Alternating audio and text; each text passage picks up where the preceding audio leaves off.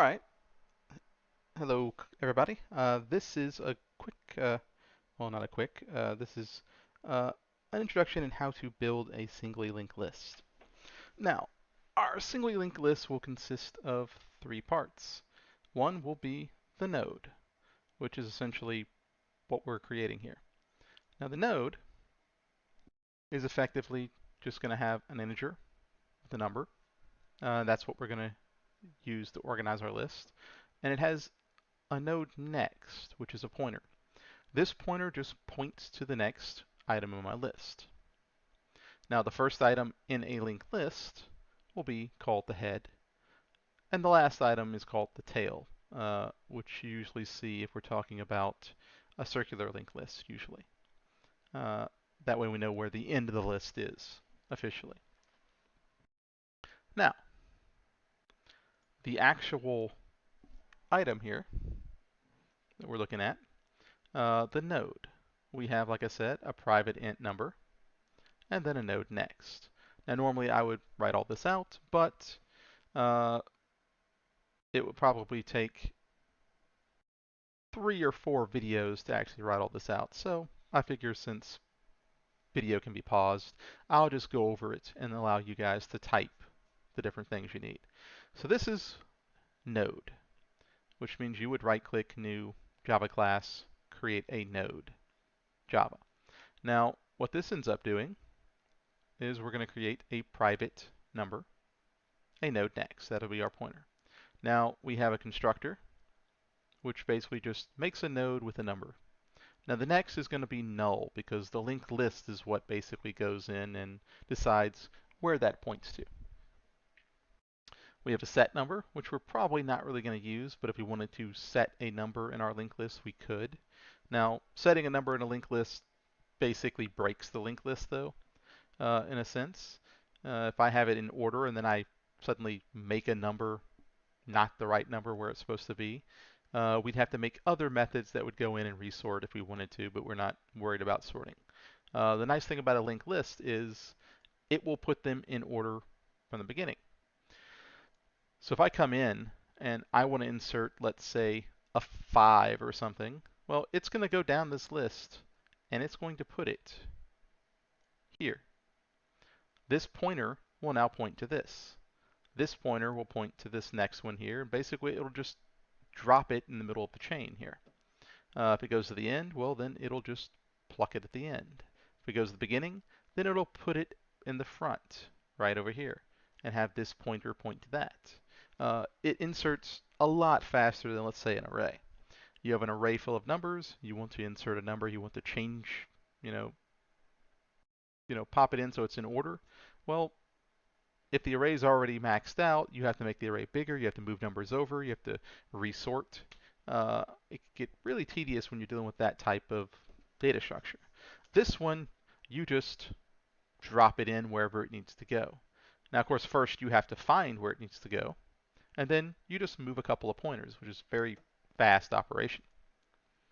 Now, our head, which is the front of the list, and tail, which is the back, keep track of basically the whole chain. Without the head, we wouldn't be able to find the rest of this chain here. So once we have our node created, and we also have a get number, which allows us to get the number, and we're going to need that to, when we're searching through the list to figure out where a particular node needs to go. Now, our next item that we need to make after node is the actual linked list. Now, the actual linked list,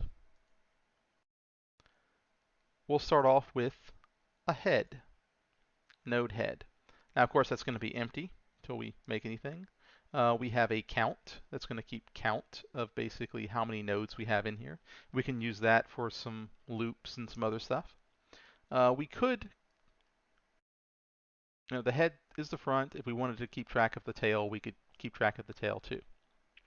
But for a single linked list, we don't really need to, unless we just wanted to check the back of the list. Our constructor basically just creates an empty list.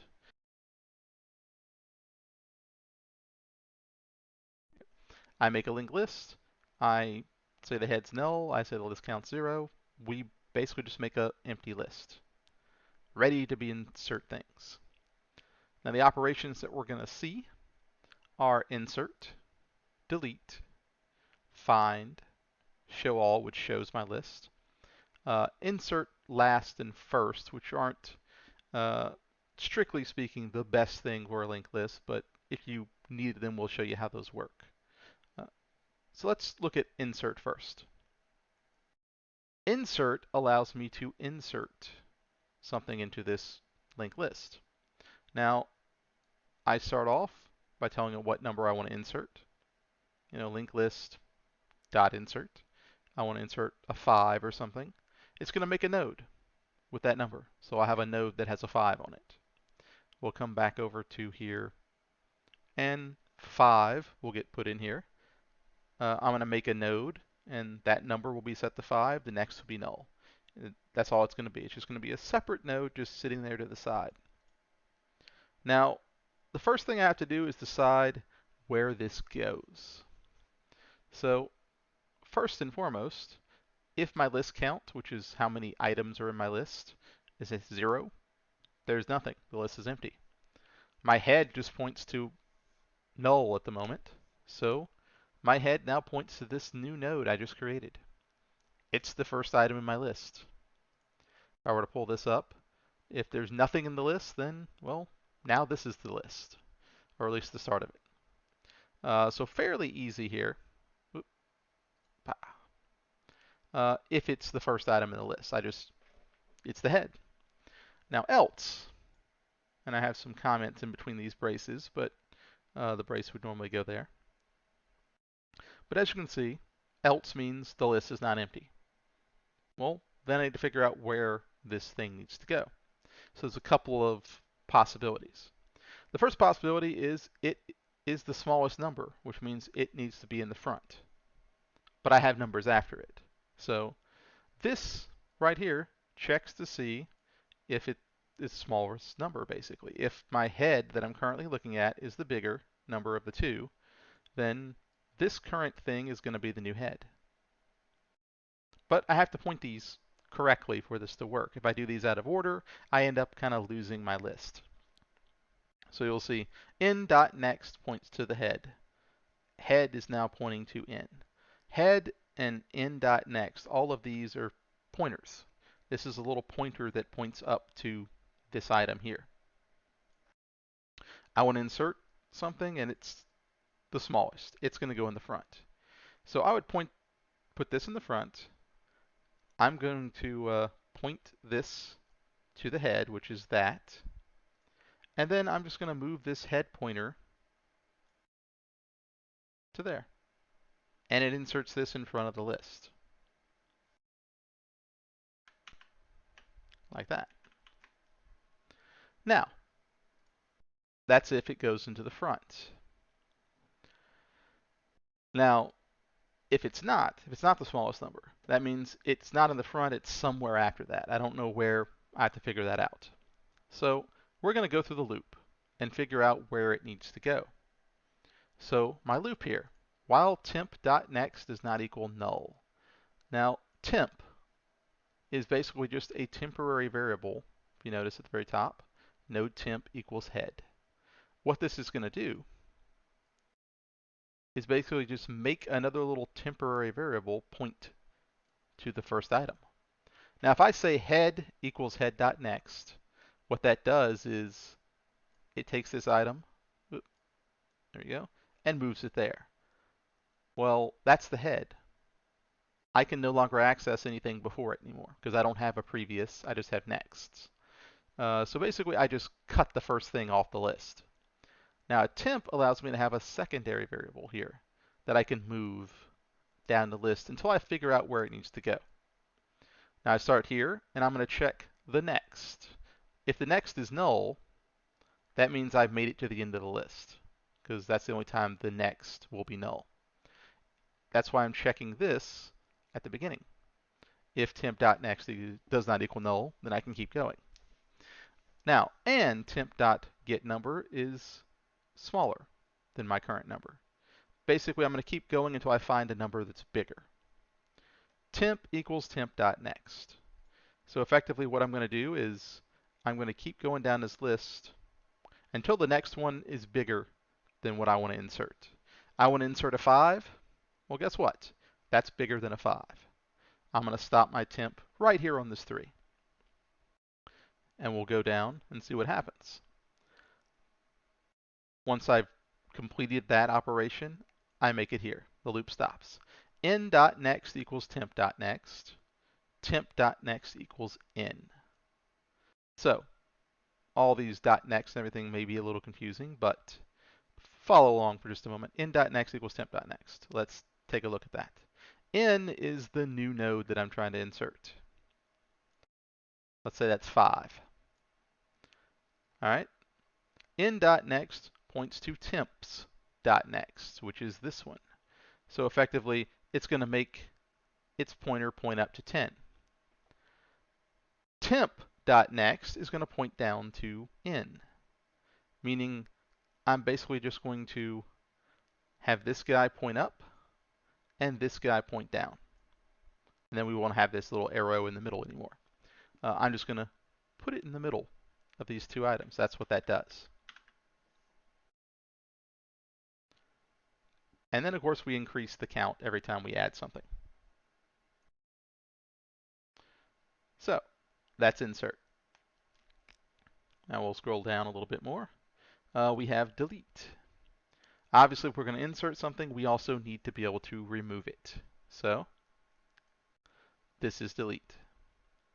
Now, first and foremost, I have another method here called find. And delete uses find to figure out, well, if it's there or not. So here's what happens. I first check to see if, of course, I point my little temporary variable like I'm going to do in pretty much every one of these. I check if the list count is 0. If the list count is 0, that means I have no nodes. Well, list is empty. There's nothing to find. Else, the list is not empty. I'm going to have to go through my list and basically figure out where it is. Now notice I did a different loop here. Either of these loops, whether in insert up here or in find, would technically be correct. I have this list count, and I could use this up there instead. I just did it two different ways to show you there are multiple ways for you to get through this list. Since I had keeping track of the number of nodes, I could use that, and actually it's a little bit simpler of an operation.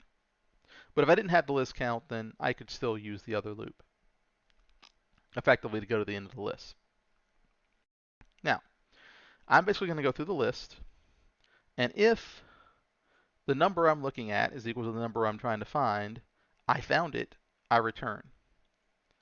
Now, if that's not the case, I will move my temp to the next item down the list until I find it. Now, if I make it to the end of my count, I'm on the last item, and I hadn't returned true, then obviously I'm going to return false because I did not find it. So that's how find works. Basically, it's going to return true if it found it, false if it doesn't. And the very first thing in delete is I check to see if I can't find it. If it's not found, then I had a print statement here. I just took it out so I didn't have so much junk popping up on my screen at all times. So I just left it here. But basically, if I didn't find it, well, it's not found. My find's actually going to say it's not found anyway, because I already have a print statement there. Now else, that means it was in that list. What I want to remove is there. I have to go find it and remove it. So I make my temporary variable, and I check. The very first if is basically if it's the very first item in the list. If it's the very first item in the list, head equals head.next. And if you remember what that means, head equals head.next. I'm basically just moving the head to the next item, like that. I no longer am able to access this first item. Now, we go through this. Here we go. If that's not the case, it's not the first item. I have to figure out where it is. Well, I have a same loop that I had before, and I'm going to keep moving until I get to where I need to be. Now once I find where I need to be, notice this temp equals temp dot next next. It's kind of an odd way to do things, but let's say I want to delete 3, and my temp is pointing to here. Well, I find where I need to be. The next item is what I'm looking for. I'll say temp, which is this, dot next, now points to dot next next, which is, this is the dot next next. So now this pointer is going to point to 10. I'm basically just going to circumvent 3 and go around it. So for all purposes, when I go down my list now, it'll just go straight to here and ignore that. That won't be there anymore, as far as my list is concerned.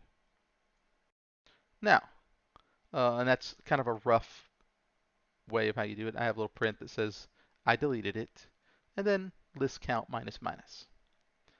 And that decrements my count, so I know there's one less node. Now I also do have an insert last and insert first.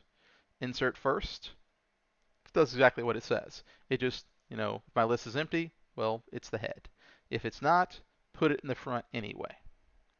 And that's what this code effectively entails. Put it in the front of the list. Insert last does exactly what I said, or does exactly what it says. I insert at the end of the list. I'll go all the way to the end and then just point that last pointer that's pointing to null to my new item. So I'll just point this to the new node that I created. And voila, it's added to the end of the list. Now I also have a show all, which is basically just going to, if it's empty, it's empty, there's nothing to show. Else, I want to go through a loop and display all my numbers that are in this linked list in order. So I have a little print statement here that prints each of these in order. And then I have a get head in case I need to get the head of the list for any particular reason. And that's basically your list, or the idea of how to create a linked list. Let me zoom that out. Now we're about to run out of time, so I'll do one more video of us actually playing with the list. And of course, you can play with it all you want to and kind of see how it works. So let's stop here, and we'll pick up here in the next video.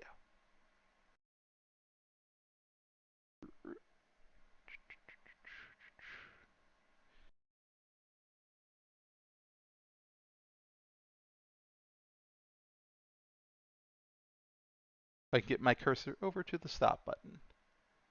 There we go. All right, next video.